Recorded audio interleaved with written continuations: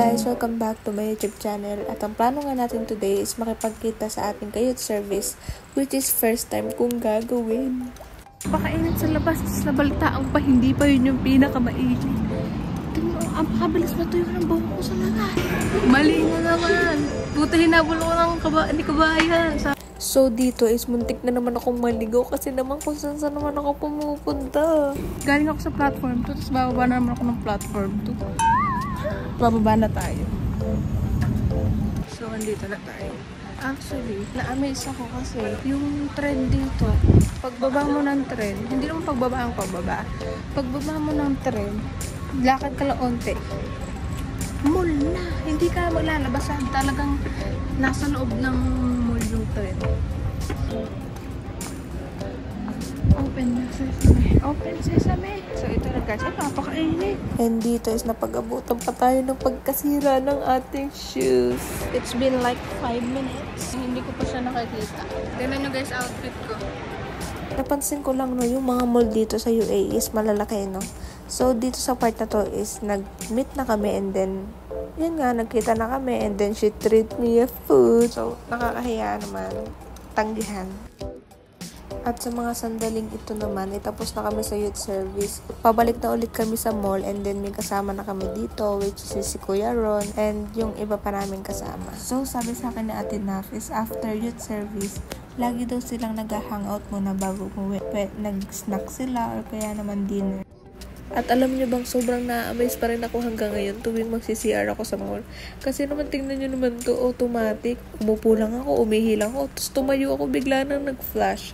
So good. And dito is winawait ko na lang si Ate Naf mag-CR kasi sabay na kaming uuwi. So yung experience ko sa first time youth service ko rito is very, very good. Very, very great. So it's a nice experience.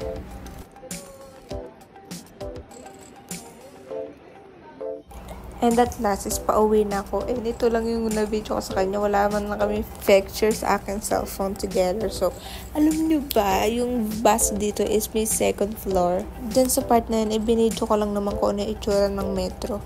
Pero hindi ko talaga makapture kung ano yung gusto kong makapture. So, dyan, sabi ko pauwi na ako. Pero nakapila pa rin kami dyan.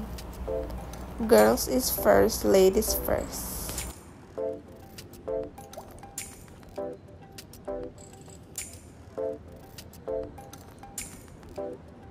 Aliw na aliw talaga ako tuwing papasok ako ng bus kasi naman parang nasa K-drama ako no, magtatap lang ako. Eh wala naman kasing ganyan sa Pilipinas. O may ganyan ba sa Pilipinas? Hindi ko kasi alam pero dito ko lang naranasan yung magbabayad ka via card. So nag-proceed nga ako sa second floor and then dito ako sa pinakaharap umupo and this is my first time sitting here and it is a nice experience kasi tinan mo na may view no. Pag umandar yan, maganda yung view dyan, ano. At tuwing sasakay naman ako ng bus, iniisip ko, hala, baka mabunggo yung nasa harap. Ba't ba kasi ganun yung view dito, no? And wala naman talaga ako masabi rito sa pedestrian lane kasi sobrang disiplinado ng mga tao rito, no? Okay lang ba yun? So, ganito po yung nangyari. Pwede ba akong voice record ko? Anyways, hindi ko rin naman sa inyo kukwento kasi tinatamad ako. So, ito na yung kinabukasan. Pumunta ulit kami ng church kasi it's Sunday. May funny story pa nga ako kasi yung suot kong pants is pang buntis pala. Nagandahan lang ako pero pang buntis pala yun. Ano ba yan? So, after church, dumiretso kami sa Kyochon to eat lunch. Yes! Actually guys, hindi ko alam na Korean restaurant to. Kung hindi pa umorder sila ate, tapos narinig ko pa yung kanta ni Jimmy na Like Crazy. Sinabayan ko yung tugtog. Kaso naman, hindi ko naman pwede isama rito kasi makaka-copyright na naman ako. So, yung vibes dito is very cozy din. Hindi ko alam ba't ba ang hilig ko sa word na cozy, no? So, ito, binidyo ko lang ulit yung pagpili ng ano, kahit naman hindi naman ako pumili dyan. Ewan ko ba, para dagdag ano rin, ano, dagdag oras.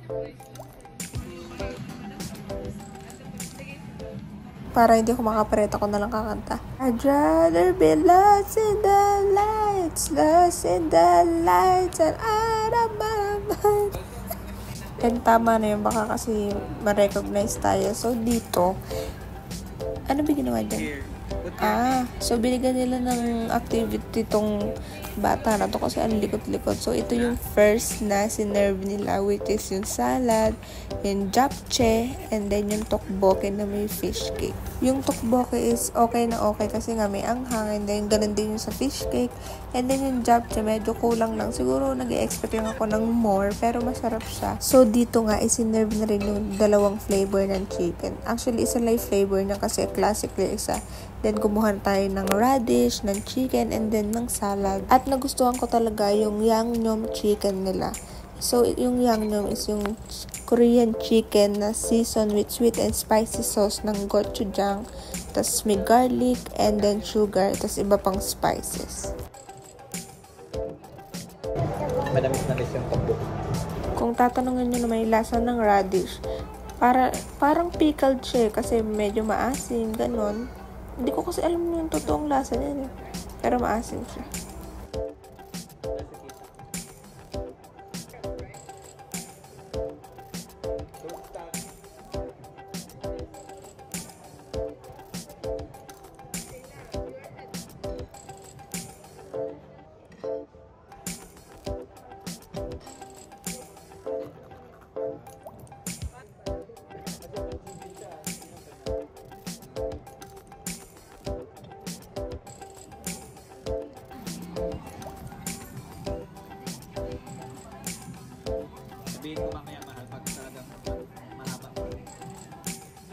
Dito ay tinikman ko yung kimchi fried rice and sobrang sarap niya. Tapos may anghang din.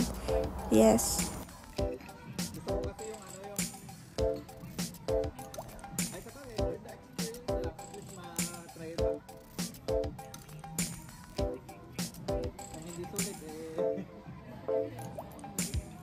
At natapos na nga rin kumain. Diyos ko, pipilitin pa ako ubusin yung manok. Kasi sinabi ko na nga naka-4 na manok na ako. Tingnan naman yung tiyan ko dyan. Para na naman akong 4 months pregnant. Tuwing lalabas kami ng Sunday, hindi talaga mawawala yung maglilibot pa ng mall. Actually, wala naman kami binili din. Naglakad-lakad lang kami dyan. And then, nagpababa ng kinain. At hindi ko rin alam dito sa pamangkin ko. Kapag nasa mood, bati kami. Pag wala sa mood, para naman kaming enemy forever.